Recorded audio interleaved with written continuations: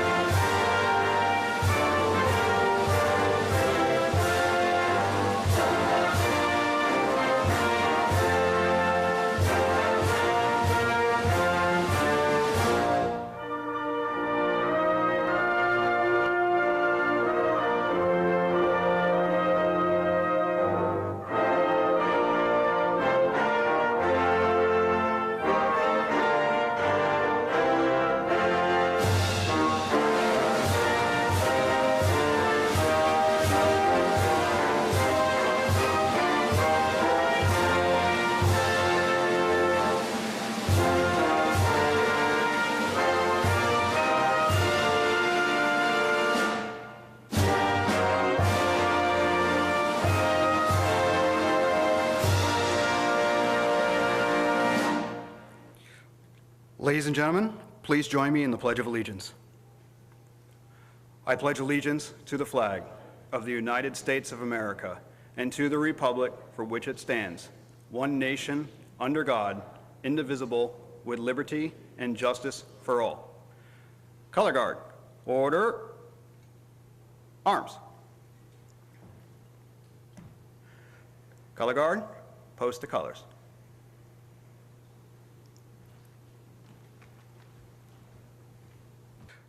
Ladies and gentlemen, please let me welcome Mr. Jack Hullenbeck from the Columbia County Chapter 283 Korean War Veterans Association to join me at the podium to provide us with a prayer of remembrance.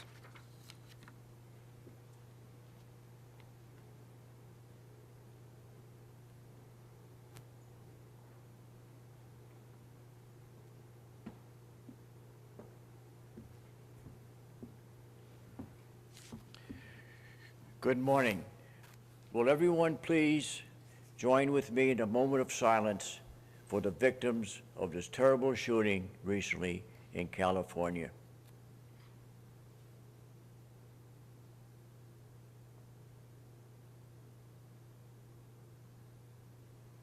Amen. Today we are here to honor those who have served our country and given their lives so that we may stand here and still live in freedom.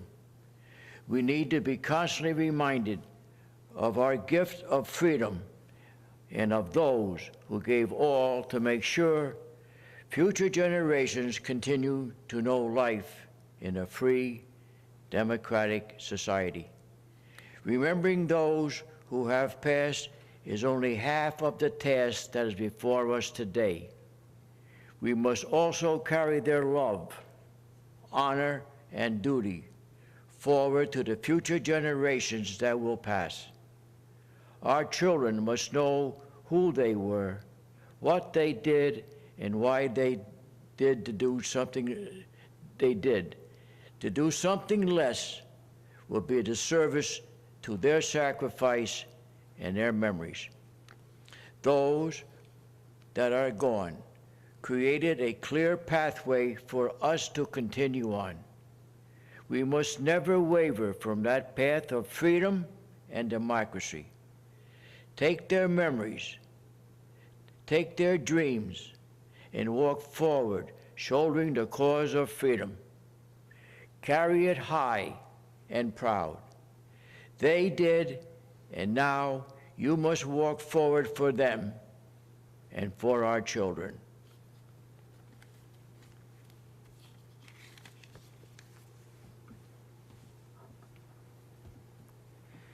Thank you. Please be seated.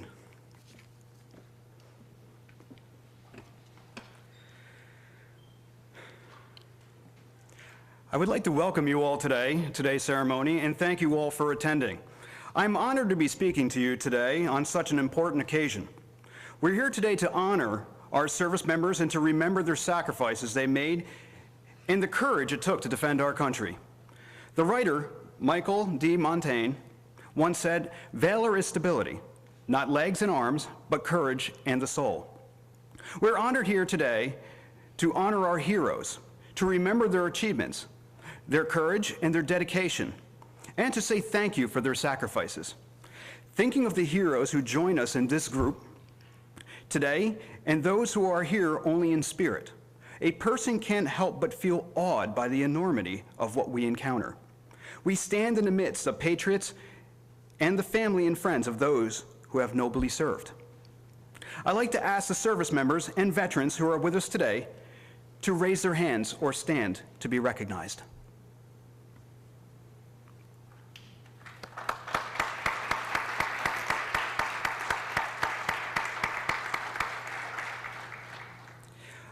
We thank you for answering the call to duty. You have made our armed forces the most respected in the world. Now I'd like to ask the family members of any service member to raise their hands and also be recognized.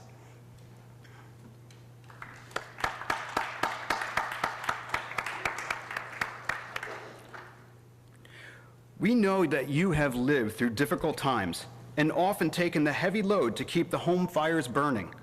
Thank you for what you have done. The service members we honor today came from all walks of life, but they shared several fundamental qualities. They possessed courage, pride, determination, selflessness, dedication to duty, and integrity. All these qualities need to serve a cause greater than oneself. Many of them didn't ask to leave their homes or fight on distant battlefields. Many didn't even volunteer. They didn't go to war because they loved fighting. They were called to be a part of something bigger than themselves. They were ordinary people who responded to in extraordinary ways in extreme times.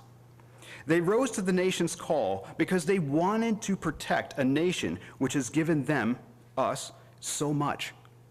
Since the first shots at Lexington Concord were fired and our Revolutionary War began, American men and women have been answering the nation's call to duty. Millions of Americans have fought and died on battlefields here and abroad to defend our freedom and our way of life. Today, our troops continue to make the ultimate sacrifice. And even as we lose troops, more Americans step forward to say, "I'm ready to serve." They followed in the footsteps of generations of fine Americans. Veterans Day, originally Armistice Day, was originally designed as a day to celebrate the end of World War I. The First World War ended November 11th, 1918, and the legislation that created Veterans Day was, as I quote, "dedicated to the cause of world peace and to be herefore celebrated and known as Armistice Day." As time went on and we engaged in further conflicts during World War II, Korea, veterans groups became lobbied for change. Rather than honoring the armistice and only those who served in World War I, the holiday would now honor all veterans from every war and conflict the United States has ever encountered. We honored our troops and their sacrifice and their service ever since. We have awarded medals to many soldiers, added their names to monuments, and named buildings for them to honor them for their bravery. But nothing can ever replace the hole left behind by a fallen service member. And no member or medals and ribbons can comfort the ones left behind. Today, people throughout the country will gather together to remember, to honor, and to express gratitude to those who have served our country. Our gathering is just a small spark in the flame of the pride that burns across our nation today and every day. It's not a lot, but it's one small way we can honor those who have made the ultimate sacrifice so we can live in freedom. Your presence here today and that of the people gathering all across America in a tribute to those lost troops and their families. It is a way to say, we remember. From the soldiers who shivered and starved through the winters of Valley Forge, to the doughboys crouched in the muddy trenches of France, to the platoons who patrolled the hazy jungles of Vietnam, and the young men and women patrolling the mountains in Afghanistan. We remember and honor them all. Thank you for attending today. God bless you, God bless our families, God bless our troops, and God bless America.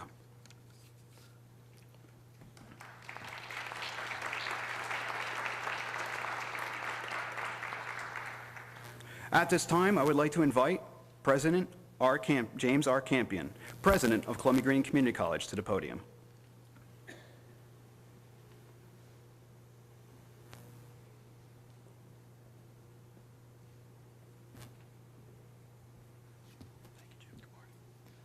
Morning, everybody. If you'll forgive a personal autobiographical footnote, as I'm looking at retirement, one of the things I'm going to miss a lot about Columbia-Greene Community College is a very long and noble tradition of recognizing our student veterans and the veterans in our community. When I came here in 1974, we had 158 veterans on campus. That was the post-Vietnam GI Bill was just starting to come into popularity, and we had a lot of students enrolled here who had served in Vietnam. One in particular that I always mention, Mike Rowcroft, who some of you may know, if you're particularly those of you from Greene County. Mike was a combat paraplegic. He was a medic in Vietnam, and those of our generation know or recognize that adage that the price of freedom is written on the wall. We know what that means. Mike was a student here. Eventually, his name was added to his colleagues on the wall in Washington. We've had a lot of veterans who have passed through these doors at Columbia-Greene Community College over the years, and it's just a great tradition that we have here. I can tell you a lot of colleges and universities don't do this. They don't recognize veterans quite the way that we do here. And I think this is an important tradition to continue as we go on into the future. As Kevin said, lest we forget those who have given up much to serve our country. So we appreciate everybody being here to join us, particularly those in the community who have served. We appreciate your service. This college will not forget you, will not forget our student veterans as we go on into the future. I'd also like to recognize Kevin's great work here at Columbia-Greene Community College. He's been serving our veterans for many years. His heart and soul are in it every year when he puts this ceremony together and he in his daily work. So we appreciate that as well. So thank you, everyone, for being here this morning.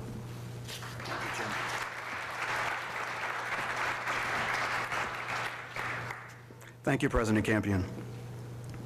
At this time, I'd like to invite Jake Jensen, a United States Army combat veteran and Columbia-Greene Community College Student Veterans Club president, to the podium, who will read Donald Trump, President of the United States, Proclamation of the Nation, Veterans and Military Families Month, 2018.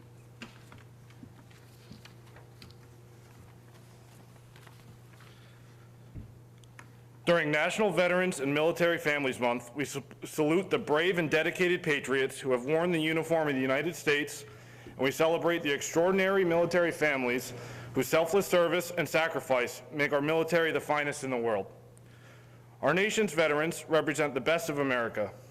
Generation after generation, men and women have answered the call to defend our country and our freedom, facing danger and uncertainty with uncommon courage. They make tremendous sacrifices by leaving their families to serve throughout the homeland and in combat, contingency, and humanitarian operations worldwide. Our heroes have always relied on their families for strength and support. Serving alongside our men and women in uniform are spouses, siblings, parents, and children who personify the ideals of patriotism, pride, resilience, service above self, and honor. They endure the hardships and uncertainty of multiple relocations, extended trainings, and deployments because of their admirable devotion to our country and a loved one in uniform. President Ronald Reagan said, "America's debt to those who fight for her defense doesn't end the day the uniform comes off. Our nation's veterans fulfilled their duty to this country with brave and loyal service.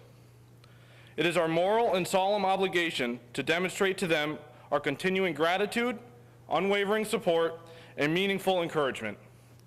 I am steadfastly committed to ensuring our veterans and their families receive the care and support they deserve. I was pleased to sign into law the landmark VA Mission Act of 2018, which revolutionizes the way the veterans receive health care and other services vital to their lives. The Department of Veterans Affairs is continuing to raise its standard of service, included through the establishment of the first National Center of Excellence for Veterans and Caregiver Research, which will improve services and outcomes for patients and their families. I've also mandated greater collaboration across the government to support veterans transitioning into civilian life. Additionally, Second Lady Karen Pence and I have collaborated on ways to elevate the career and educational opportunities for military spouses and children in partnership with state, local, and tribal officials.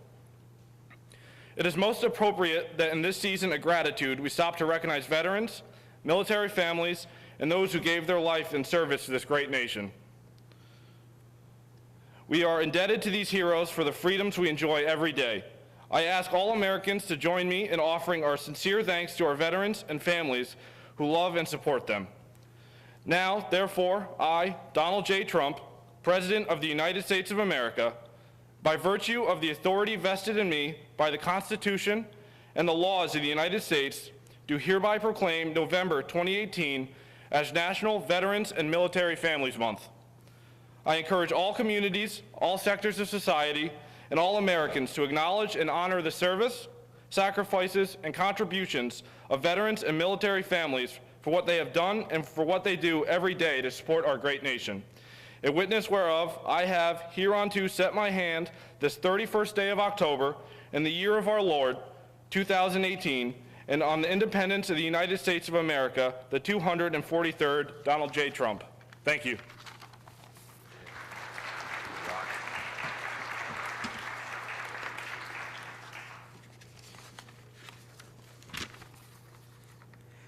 Thank you very much, Mr. Jensen.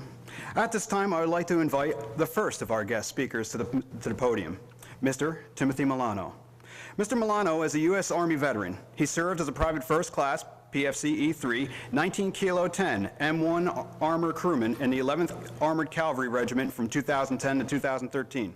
He holds an associate's degree in human services from Columbia-Greene Community College and will be completing his bachelor's degree through taking courses at CGCC from Empire State College in May.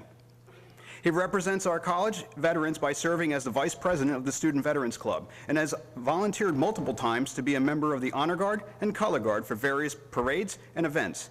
He has taken an active role in the college to advocate for veterans' needs and to bring awareness to veteran suicide by participating in the Out of the Darkness walks in our community.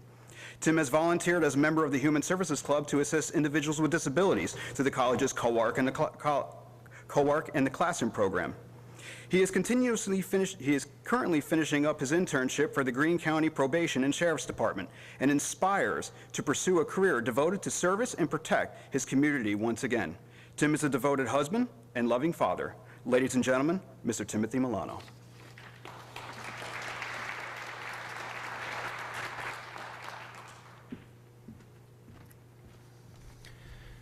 Veterans, students, teachers, administrators, parents, friends, family, thank you for having me here today. I'm truly humbled to have this opportunity to speak with you. Thank you for choosing to honor veterans today and show your support for heroes past and present.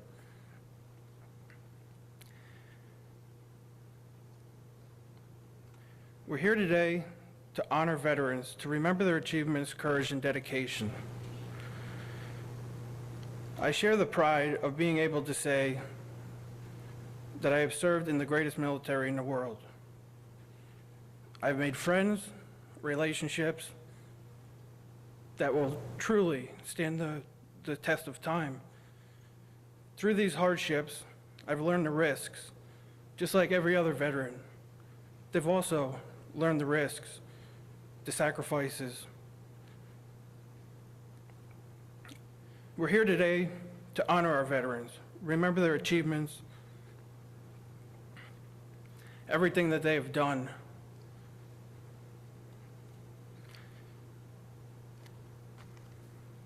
Right now, as we gather here, thousands of soldiers, sailors, airmen, Marines, Coast Guard are on the job around the world, protecting America. Today, people throughout the country will gather to remember, honor, pay gratitude to those who have served. Veterans Day has become a day when all across America, in gatherings large and small, we pause to remember those who have served and came home. Veteran service has no expiration. We must remember that honoring those who have served isn't just about today. It's about how we honor our veterans every day of the year. It's remaining committed to supporting them and their families in every way we possibly can. It's about serving them as they've served and continue to serve our nation.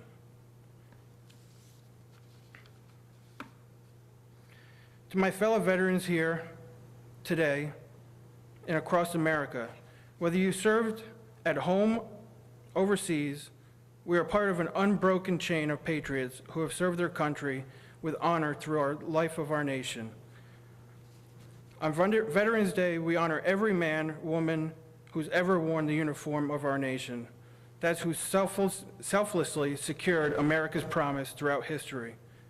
No matter which branch you served in, whatever your job path or how many years you served, raising your hand and committing yourself to service was a brave and selfless act. Thank you to those who have served and those who continue to serve today. America can sleep peacefully at night. To the men and women of the armed forces of the United States and to all veterans who have worn this uniform of the great nation, happy Veterans Day.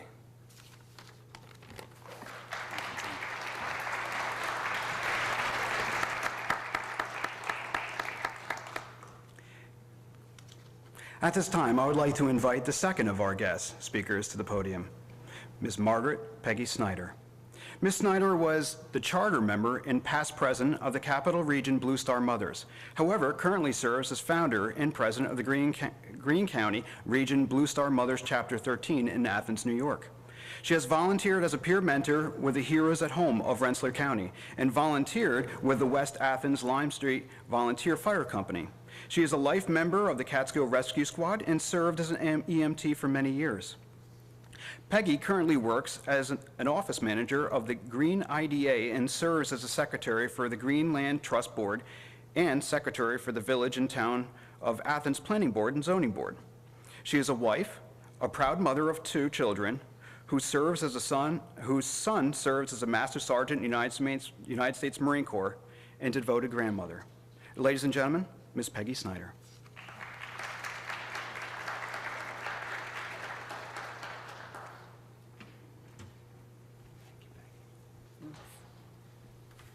Good morning.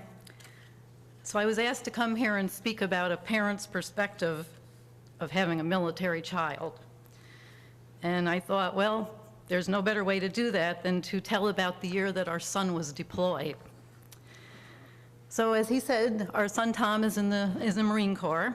Right now he is a Master Sergeant and he's in Special Ops, which if anyone knows what that is, it's a scary thing for a parent, that's what that is. But he wasn't in Special Ops always, so when he got deployed, he was a sergeant, and he was actually promoted while he was in Iraq. But it all started for us in November because he had been told several times that he was going to be deployed, and then a few days later he was told he wasn't going to be deployed. So we went through that about 6 times, and we thought we were in the clear. And the beginning of November, we got a phone call telling us that we were going to be grandparents. And Paul and I were thrilled, our first grandchild.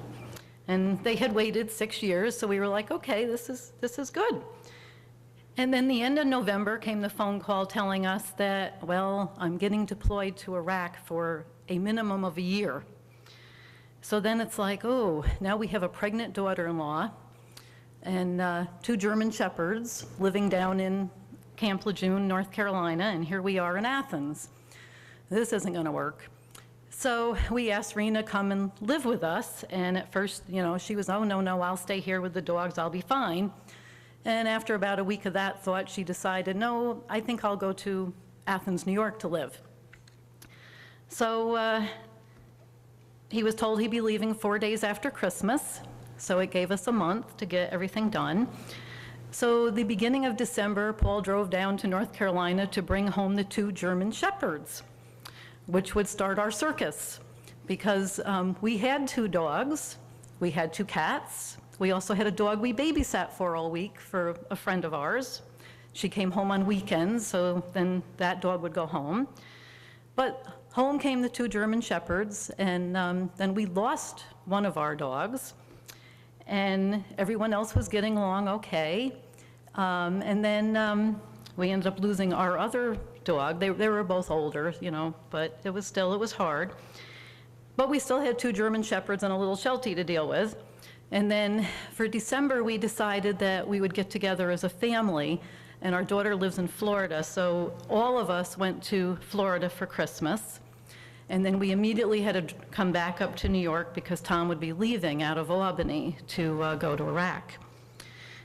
So December came and went, and Christmas came and went, and Tom left on the 29th of December out of Albany. And things were going along all right. We were starting to all adjust. It was a little different having a pregnant person in the house again. And then all of a sudden February came, and first it was really nice because Tom had made arrangements. He sent me a message. We didn't get to talk to him too much because he was in Fallujah, so we couldn't Skype him or anything because of where he was, but we would get to talk to him once in a while, and he told me to make sure I had the radio on this certain channel Valentine's Day at 6 o'clock at night, and I was like, okay. Well, it was all because he had made arrangements. He had written a poem which they read over the radio to Rena, and that was his wife. And that was really cool. It was a really cool thing. I was so proud of him that he had thought ahead to do this, that, so that she would have that for Valentine's Day since she didn't have him. So that came and went, and then all of a sudden, the end of February, we got a call one night after Paul had had some medical tests done, telling us that, well, Paul, you have a problem. You have a brain aneurysm, and it needs to be surgically taken care of right away. So it was like, okay. So I, in my wisdom, made this decision that we wouldn't tell Tom, because my thinking was, okay, he's over in Iraq, he needs to take care of himself, he doesn't need to know we got all this extra stuff going on here at the house. So I swore everybody to secrecy. If you talk to Tom, anything you write to him, nobody tells Tom. Yeah, I'll tell you later how that turned out for me. So then we found out, well, Paul couldn't have surgery right away because he had some other issues going on, so we had to wait. Now, the baby wasn't due until May, so we were waiting for Paul to get better so he could have his surgery, which he finally was able to have come the beginning of April. And then we brought him home, and of course he wasn't able to do much of anything other than sit in a chair. Couldn't bend over or, do a lot of moving around. And then all of a sudden, April 18th came, and that night, Rena said to me she didn't feel good. And she had called the doctor, and the doctor wanted her to come on over to the hospital over here in Hudson. So I said to Paul, he was in bed already, and I said, okay. I'm going to take Rena over to the hospital. You just stay here, stay put. I'll be back. So we left to go to the hospital. And guess what? Not long after we got there, we found out we were having a grandbaby that night. So, of course, now I have Paul home who can't drive and can't really get around. So this is when your friends come in handy. And I called one of them and said, okay, I need you to go to the house. Paul will be there. He'll have as much clothes on as he can get on, but he can't get his shoes on. But I need you to bring him to the hospital because we're having a baby. So she did. She went, got Paul, and brought him to the hospital and all. And we had our grandson that night. Dylan was born. And then I got to call Red Cross and tell them, and they notified Tommy in Iraq that his son had been born. And that was wonderful. We came home, and of course then it was, you know, poor Tom's over there, we've got the baby, and he's not seeing the baby. But 2 weeks after that, they did allow Tommy to come home for a week and a half so that he could spend some time with his newborn son. So he came home the beginning of May for a week and a half, and we quickly had a christening and everything while he was home. And he got to see all the family, and we actually had a family photo taken with everybody in it. My nieces and nephews all came from other states and all, and we had everybody together, and we got this great photo. And Tommy left to go back to Iraq. And later he told me that was the hardest thing he's ever done in his life. He said it was bad leaving Reno when he left, but he said going back and leaving a 2-week-old baby and the mother was, he said that was really difficult. But he got back there, and we started getting in the groove again of having a baby in the house, and the mother and the 2 German shepherds in our little house. And things started going along well. And then all of a sudden, the beginning of June, my 97-year-old dad got an infection, and he ended up at the VA, because Dad was a veteran. And we were, you know, going back and forth, so I was running between home and up to the hospital. And everything was all right until June 20th, and my world fell apart because my dad passed away. So that was really hard. I was allowed to call Tommy and tell him what happened, but Tommy couldn't come home for the funeral because of his duty over there, and it made it hard on him because the rest of us were all going to have closure, but not Tom. So we got through that, and then August came, and Rena's mom lived in West Virginia, but because of disability, she was unable to travel, so then it was, okay, now we're going to do a road trip. So we take the newborn baby, and Paul, who still wasn't really getting around that good, but he could travel, and off I went to West Virginia with everybody. So we went down and visited, and that was very nice, and we, at least that way, you know, all the grandparents got to see Dylan, and we came back home, and finally October rolled around, and Paul was able to go back to work. He was up and getting about good. And then in November, Dylan started crawling. And it was like, wow, you know, so you tell Tom these things on the, you know, the phone, but of course he wasn't there to see anything. So actually Siena College that year was being really great, and they were making videos of, for families that could be sent over to Iraq for the deployed military. So we went up there and we did a video, and the whole family was there. And of course we had Dylan there, who, yeah, had been crawling wonderful until that day when we wanted him to crawl, and no crawling. He just sat there and he kept looking at us, and it was like, oh. So, but we had a video, at least Tommy got to see him in a video, and that was really nice. And then Christmas came, and the chaplain over in Iraq that was with Tom did a great thing. He had the different service members who had kids come in, and he got to read a book to Dylan that the chaplain videoed, and that came home to us as a Christmas gift for Dylan, which he still has and watches it all the time, of his father reading him his first book. I can't remember what the book was. It was really cute. But, so we made it through Christmas. January came, and we were all getting prepared for him to return home. We couldn't wait. It was a 14-month deployment, but we were getting near the end. February, we actually went down to Camp Lejeune to welcome him back, and he got to come back into Camp Lejeune, and that was wonderful. Of course, we have a little boy who's now walking in our arms, who it's like, oh wow, who's this strange man who wants to, you know, hold me and, you know, kiss me and hug me and everything. And it took a little adoption, but he, you know, Dad and son finally were on the same page, and everything was okay. And then March, finally, Tommy actually got to come home back up here to us, and he got to spend several weeks with us before he had to move on to his next duty station. So that was our year, and I tell you this because that's, you know, it's pretty typical for families to go through things like this, and I don't think other people realize that, yeah, it's hard. You're thinking about them all the time, but life's still going on here, and you have to learn to, cope with what you have going on here. But through it all, I will tell you that Paul and I both are absolutely so proud of our son and the fact that he chose to go into the military field and that he's excelled so well in it. And we are so proud of all of our veterans. I am a very proud Blue Star mother.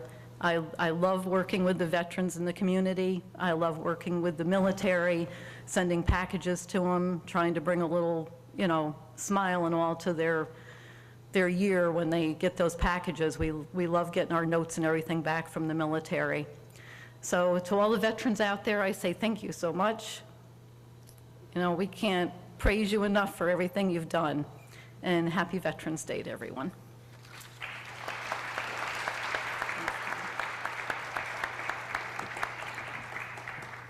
On a side note, I also would like to say to the Blue Star Mothers, on behalf of Columbia-Greene Community College Student Veterans Club, they have graciously provided coffee and snacks every month religiously to the Veterans Room so our student veterans will remain full and caffeinated. So thank you very much. I appreciate it. And thank you, Blue Star Mothers. At this time, I would like to invite the third and final guest speaker to the podium, retired Navy Rear Admiral Ten Ayak B. Powell III. Mr. Trip Powell is a native of Coymans, New York, and a graduate of Albany Academy and Syracuse University before being commissioned from Naval Aviation Officers School Command. He was assigned to VS-31, Anti-Submarine Sea Control Squadron 31, and was deployed to the Persian Gulf aboard the USS Dwight D. Eisenhower in response to the Iranian hostage crisis. He served as a mission commander, nuclear weapons loading and training officer, and NATOPS instructor before becoming the Officer Programs Department head for the Navy Recruiting District in Albany, New York. He also served as operations officer aboard the NRCVN-72 Abraham Lincoln during the Persian Gulf War, and subsequently assigned to the Joint Staff Maritime Defense Zone Atlantic at U.S. Coast Guard Station Governor's Island, and selected for NATO staff duty with Strike Fleet Atlantic, which is the NATO component to 2nd Fleet, as an operations planner. In 2006, he assumed command of VTU 2201, Naval and Marine Corps Recruiting Command, Albany, New York, until he completed his 30 years of federal commissioned service in 2008. Rear Admiral Powell continued to serve in the New York State Naval Militia and was selected as commander of the New York State Naval Militia in 2014. Mr. Powell is currently the president and owner of H.B. Davis Seed Company, board member of the Bendel Family Foundation, and is commander of VFW Post 9594 in Ravenna, New York. He is married to Julia Deslich, MD, a father of 3 children, and resides on the family farm in Coymans, New York. Ladies and gentlemen, Mr. Trip Powell.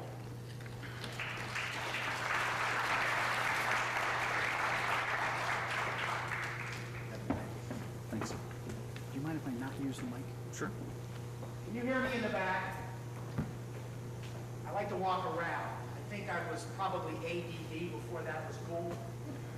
So I just like to walk around, and I'm not bad in a room. Two things I'd like to talk about today, and then I'll kind of loop around. Those of you who were in the military have heard this before. First, I'm going to tell you what I'm going to tell you. Then I'm going to tell you. Then I'm going to tell you what I told you. So the reason that I'm here today is because of Robin Wace. Robin, where are you? There you are. Robin Wace is the mother-in-law of my son, who's a sailor. And like many sailors, sailors are really good at telling stories. Sometimes these stories just go on and on and on. It takes about 30 years for us to learn that there's an end to the story. And so Robin has had the opportunity to watch the training progression of this young sailor and to try to help him find an end to his storytelling tales. So there's 2 words I would like to tell you about today. I was not a Latin scholar. As a matter of fact, I took 6 years of Latin for 3 years credit, and I was in the half of my class that made the upper half possible. But for me to have the opportunity to stand in an academic situation and talk about Latin words, there are smiles in heaven as I say them. So the first word is vitos. Is there a Latin scholar in the room? Good. Vitos in Latin means old. Vitos is the root of veteran. So here I am, an old veteran. Fortunately, I have one older than me, so I am not the old man. Thank you for coming and for your wonderful prayer. The second word is humilis. Humilis means lack of self, low. It's the root word of humble and of humility. And these two words I was thinking about today as I was thinking about what I would say in front of you. The thing that is unique about veterans and about service members is that they are us, right? The veterans in this room are almost indistinguishable, except for a uniform, from everybody else in this room. And if you were to go and see a veteran in public, it's very possible you might not even know who that person was. Veterans are humble people, for the most part. For many of us, we have seen things that we don't ever want to see. We have deployed to places we don't ever want to go. There is no better place, and I can tell you firsthand, there is no better place to live than the Hudson Valley of New York State. My family's been in this valley a long time. You don't get a name like tonight if you're not from the Hudson Valley. And for those of you from Greene County, my middle name is Braun. So, like I said, I know a little bit about Greene and Columbia County, and this is a wonderful place to live. So if we could go back to old for just a second. The New York Naval Militia, of which I was commander, I'm no longer commander, I served for 3 years, and now I'm just an admiral in waiting. But our boat squadron headquarters is at the Leeds National Guard Armory, up Route 23. And we keep our boats there, our maintenance records are there, our training occurs there. And on the walls of that armory, and some of you may drill from that facility now, there are walls with pictures of dinners and units that deployed from Columbia-Greene County literally 100 years ago to go to the First World War. I'm sure many of you are not aware that New York was the largest provider of troops for the United States during the First World War. Many of your grandparents or great-grandparents might have served in that war. I had a great uncle who was from Ravenna who served in the 42nd Rainbow Division as a soldier during the First World War. There's this continuity of veterans with us as a society. That picture on the wall of those veterans is the same, different uniform, same person inside. It's a person who is willing to give up something for something bigger. The Marines have a saying for us all, to do something for everybody. Now, when you're 18 years old, that is not the thought that crosses your mind when you join the military. You don't go running down to the Navy recruiting station and say, I want to serve America. I don't think anybody in this room would say that. You might have it in the back of your mind, but you might be looking for a job, you might be looking for training, you might be looking for a lot of things, but serving the nation is not one of them. Serving your hometown is. Serving your family and friends is. Those are things that are important. Those are the things of a humble person wanting to do a little bit better in life. And when you progress and you go 40 years in a uniform, by the way, the bullets, this handsome gentleman over here, sailors are like, they're just handsome in this uniform, don't you think? They're like boxes in an attic. And the longer you do them, you get more boxes. And then one of your kids gets to throw them out. But for us as a nation, it's important to honor our veterans. So let me tell you a little story about what I did yesterday. I was invited by my great nephew, who's a second grader. He was in Niskayuna, and they had a veterans thing. And so I said, you know, I've been in a lot of different rooms, and I've talked to a lot of different people. But believe it or not, I have never been in front of a group of first and fifth graders honoring veterans. So I thought it'd be just like everything else, right? I thought it would be just, you know, walk in and that's it. It was absolutely amazing. Imagine this. 30 veterans. There was a World War II man there. There aren't many of them left. If you know one, thank you. Korean War vets. That man right there is one. I bet there's another one in the room. I can ask him around.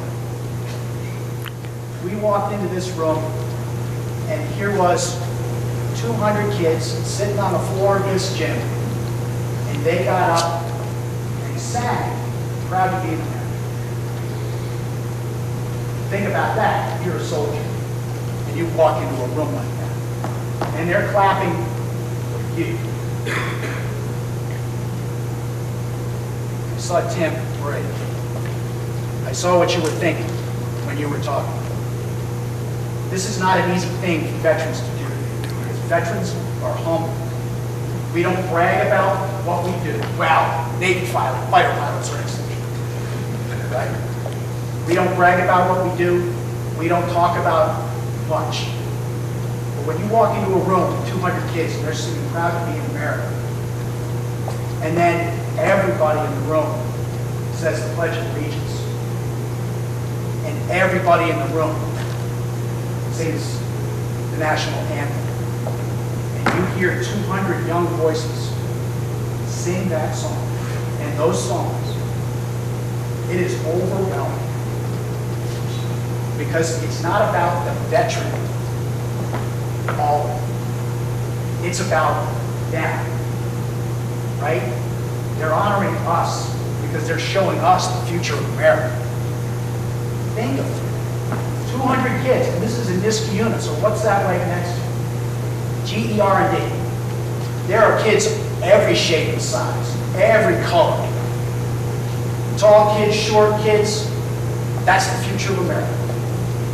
That's what veterans are about. We did it for us all. So, to go back to my 2 words and to start to tell you what I told you, you get the old guys, like me, who are up here to tell you what it means to us. And as I look over my span in uniform, I can't think of anything that I'm more interested in than what I did to provide a future for children. And while the young soldiers and sailors, airmen, Marine, and Coast Guardsmen that are here at Columbia-Greene are not 2nd and 5th graders, you two are the future of our country. It is an honor for me stand here in front of you to see what I have done in the past, to be able to provide the environment for you to learn and grow, so that someday you can be the humble old man on the stage. Thank you.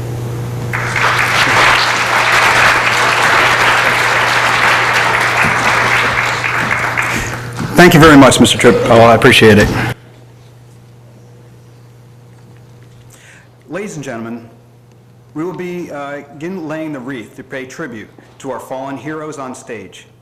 However, after the ceremony, the wreath will be transferred to our Veterans Memorial located out on the campus flagpole. So let us stand at attention while the student veterans of the Columbia-Greene Community College Student Veterans Club Honor Guard present a wreath in honor of those soldiers, sailors, airmen, and Marines who cannot be with us here today. Honor Guard. Attention. Forward. March.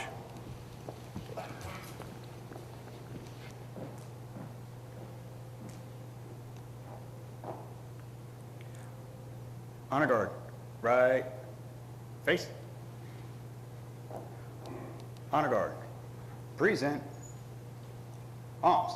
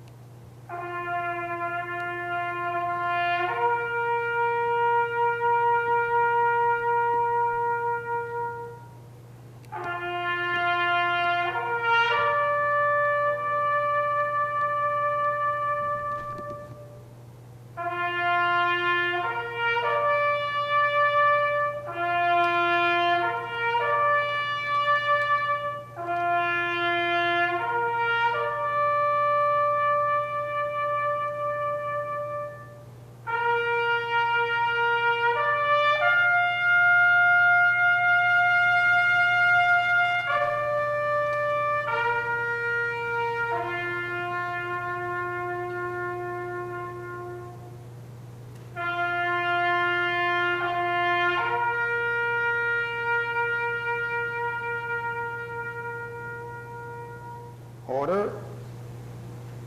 Arms.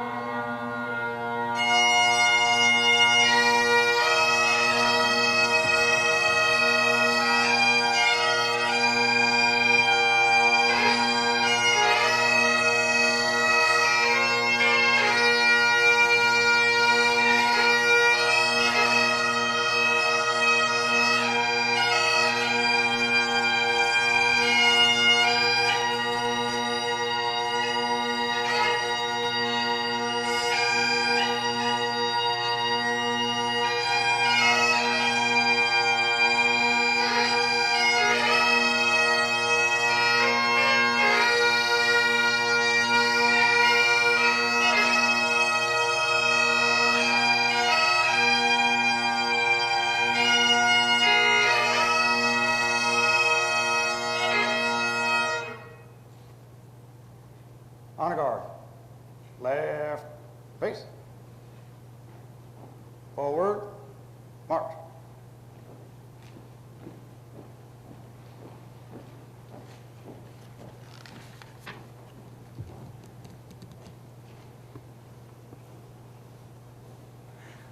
At this time, I'd like to invite back to the podium Mr. Jack Hollenbeck to provide us the closing benediction.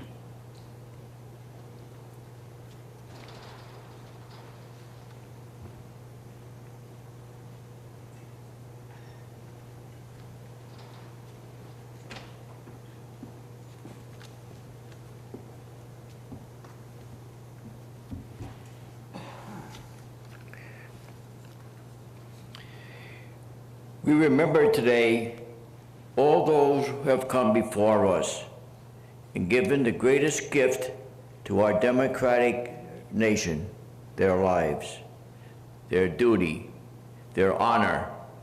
Their lives are precious gifts that must be given to the future of our country and our families. The duty of our veterans, past and present, is the fiber of the word freedom and is stronger by our recognition of service and are the results of all the most honorable this country has produced. Today, we stand to remember the most honorable among us, and we must continue to carry the burden of their sacrifice, lest we lose sight of what true freedom is. Today is for remembering. Stand in honor of them. Walk in the path of duty. Remember the cost and hold in your heart the cause of freedom. We remember today, Veterans Day, our veterans. In closing, may God bless you all our veterans, living and deceased, and God bless America.